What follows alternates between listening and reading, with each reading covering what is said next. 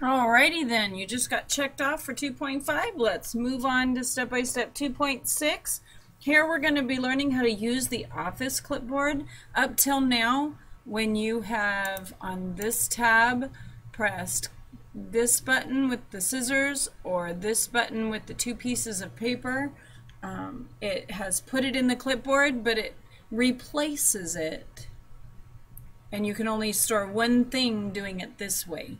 If you want to store more than one, and you can store up to 24 using the Office clipboard,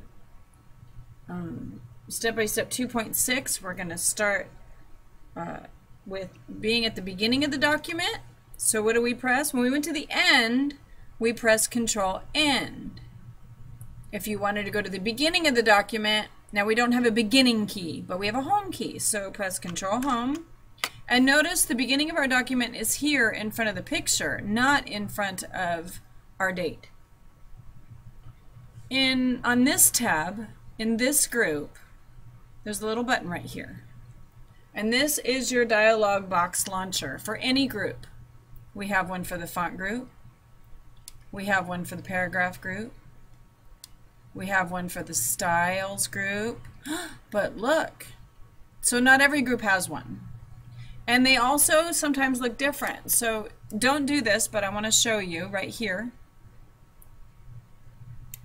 This, whenever a window opens on top of your application, this is a dialog box. How do you know which one? The title's right here.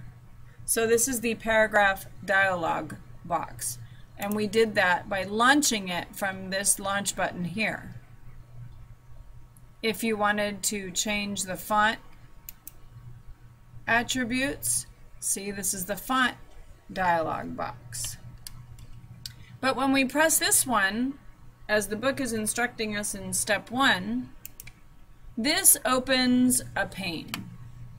So instead of getting a dialog box, this launch button launches a task pane. And we want to be in front of this sentence. This is the fourth sentence. See, 1, 2, 3, 4. And we're only selecting as a new member plus the comma. Make sure you grab that comma. And we're going to use the scissors button, which does what? It cuts it.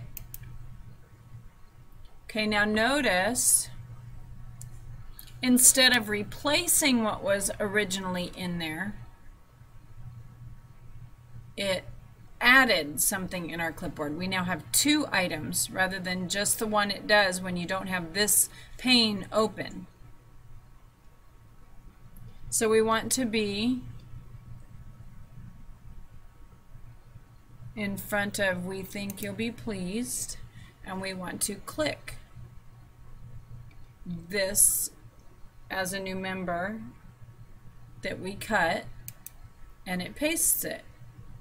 But we don't want, in step 4, we don't want a capital letter in the middle of a sentence, so we're going to get rid of that and put a little W.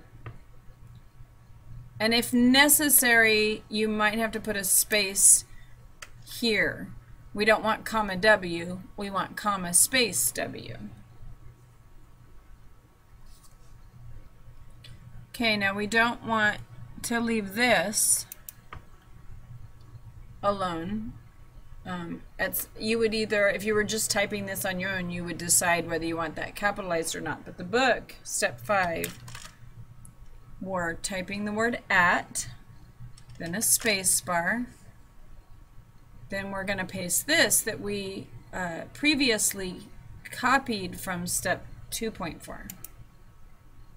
And then if necessary, we don't want it to be DY, we want D space Y. Okay. To close your pane is right here. And you want to save your work and call someone over to check you off.